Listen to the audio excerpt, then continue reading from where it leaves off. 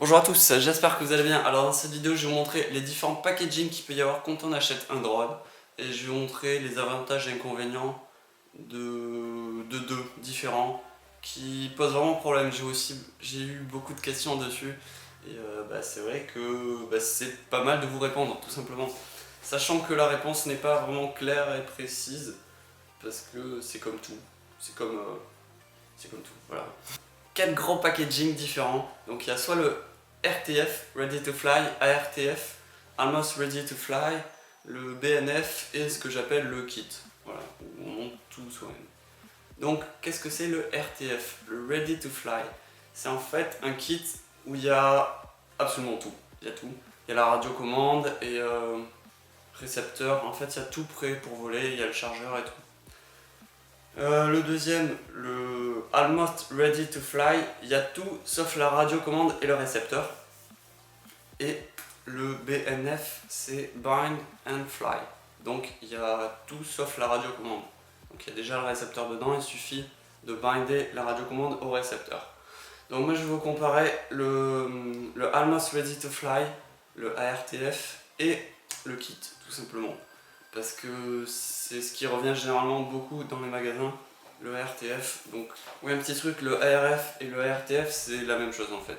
C'est Almost Ready to Fly, ça veut dire la même chose, tout simplement. Donc, je vais vous comparer en fait le kit, donc tout ce qui. Un drone en pièces détachées, où il faut monter tout soi-même, et le RTF. Ouais, on peut dire que le RTF, c'est le Ishin 250, là, le truc un peu pro. Ou le Wizard X220 qui est vraiment pas mal.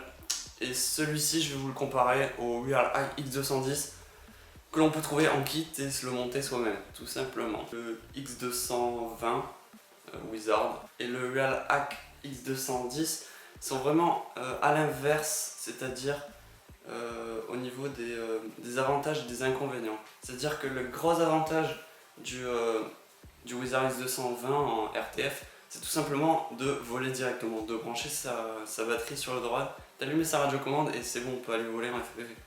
Tandis que, sachant que je crois que, je suis pas sûr que dans tous les kits il y ait le masque FPV, mais bon, là je vous parle déjà à voler même sans FPV. Tandis que dans l'autre, le X210,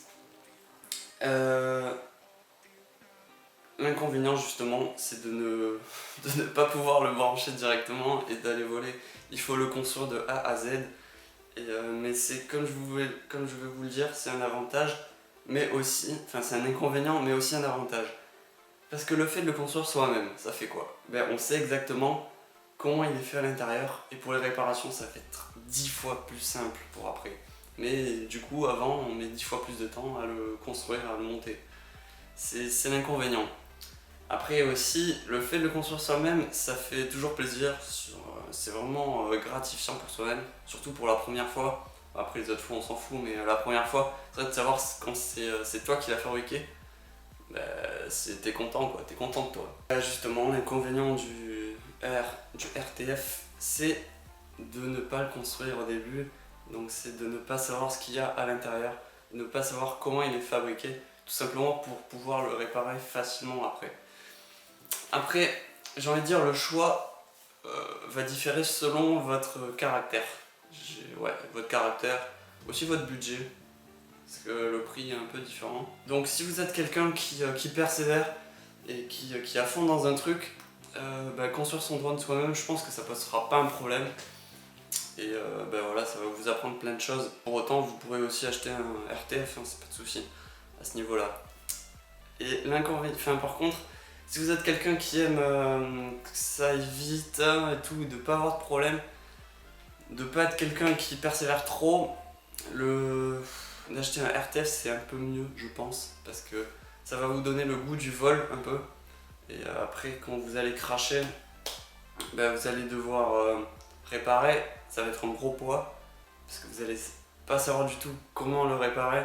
Mais par contre vous avez volé avant, du coup ça vous a donné envie de le réparer.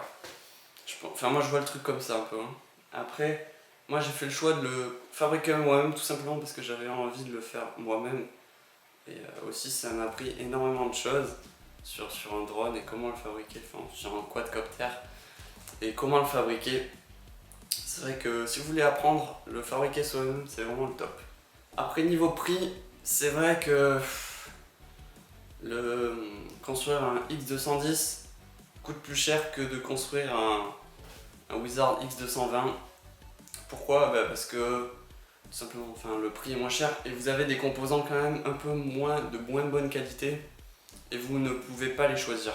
Tandis que sur l'autre, vous pouvez les choisir et plus ou moins de la bonne qualité là où vous voulez. Vous pouvez le personnaliser d'un côté et de l'autre non. C'est pour ça qu'il est moins cher d'un côté et de l'autre non.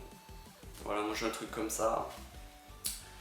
Donc j'ai envie de conclure un peu vite fait sur... maintenant vous vous dites, qu'est-ce que je vais acheter hein? Qu'est-ce que je vais acheter?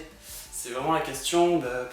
Moi je peux vous conseiller, vraiment si vous y connaissez absolument rien, mais que vous êtes quelqu'un qui serait capable de le construire soi-même, franchement c'est compliqué, mais c'est vrai que le X220 coûte vraiment pas cher et vous pouvez l'upgrader, vous mettre des composants qui vous vont mieux au fur et à mesure.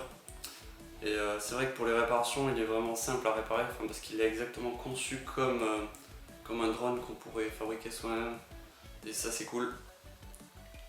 Contrairement je crois au Falcon 250, où je crois que c'est des plaques un peu chelou avec des connecteurs. Ça c'est pas hyper pratique parce que qui dit connecteur dit connexion qui peuvent mal se faire, et ça j'aime pas trop. C'est pour ça que j'aime bien souder directement, comme ça on évite tout faux contact. Voilà, avec de la colle chaude bien sûr. Donc voilà, comme vous l'avez vu, c'est un peu compliqué à répondre à cette question, mais bon voilà, si vous n'avez pas trop de moyens et que bon vous voulez voler direct, le X220 en RTF est vraiment bien.